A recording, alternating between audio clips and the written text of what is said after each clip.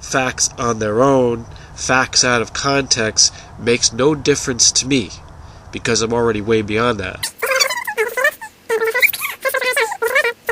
Truth should be arrogant. It should withstand all of the BS that comes from the outside of truth. All the lies and distractions and false doctrines. That is what the science of today is promoting.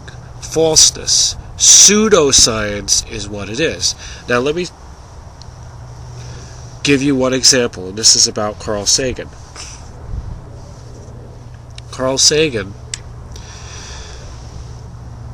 made up his mind a long time ago, before he got famous, that he would take his side with astronomy. Well, what's astronomy? He said that there was a famous figure of the past. I don't know the exact year, but it's probably around 1500s, possibly before that. I don't know if it's 1550. It even could be as late as like 1600, 1620. In that range, okay? So, it's kind of a Renaissance period, and it was Johannes Kepler. I think that's how you say his first name, but to say the least, it's Kepler. That's for sure. He cited Kepler as being the last scientist who is both an astronomer and an astrologer. Okay, so he had astrology and astronomy, and he understood them to the best of his ability during his day. He was familiar with both. Carl Sagan was saying that he was the last one. Kepler was the last of this type. He was a transitional thinker. I probably could give you a few other examples, but Sagan chose to use Kepler in this way. Dead Kepler. So I'm going to use dead Sagan in the way of saying he was the last scientist who could promote astronomy in the way that he did.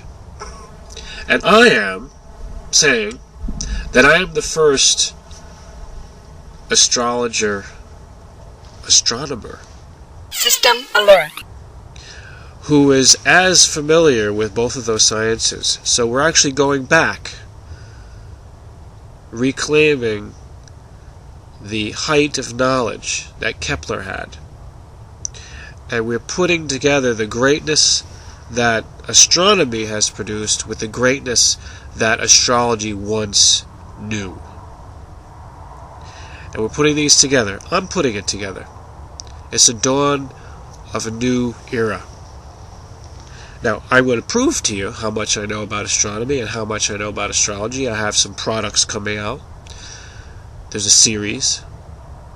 So as all these projects come together and I release the product, we're going to have some books, we're going to have some software, we're going to have some DVDs.